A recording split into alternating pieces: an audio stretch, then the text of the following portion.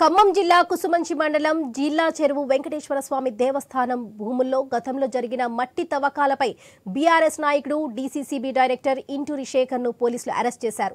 శేఖర్ తో పాటు మరో ముగ్గురు వ్యక్తులను కూడా పోలీసులు అరెస్ట్ చేశారు. వారిపై 447, 420, 409 సెక్షన్ల కింద కేసు నమోదు చేశారు. విషయం తెలుసుకున్న ఖమ్మం ఎమ్మెల్సీ తాతా మధు బీఆర్ఎస్ కార్యకర్తలు పోలీస్ స్టేషన్ కు చేరుకొని ఆందోళనకు దిగారు. శేఖర్ ను పోలీసులు అక్రమంగా అరెస్ట్ చేయడాన్ని ఖండిస్తున్నారన్నారు ఎమ్మెల్సీ మధు.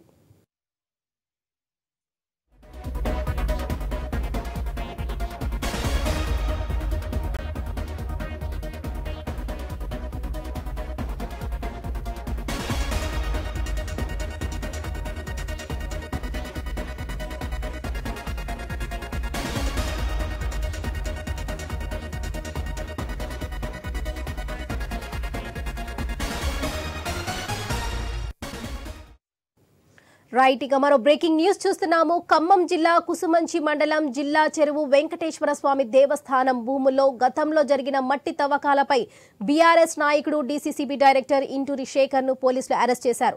శేఖర్ తో పాటు మరో ముగ్గురు వ్యక్తులను కూడా పోలీసులు అరెస్ట్ చేశారు. వారిపై 447, 420, 409 సెక్షన్ల కింద కేసు నమోదు చేశారు.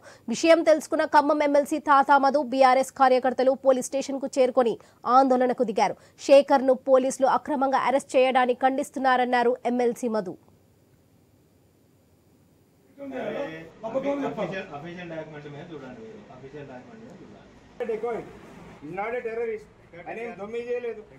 మరి ఏ సెక్షన్ పెట్టింది మీరు ఆయన చెప్పిందా? మీరు అరెస్ట్ చేసే ముందు ఏ సెక్షన్ పెట్టి చెప్పిందా?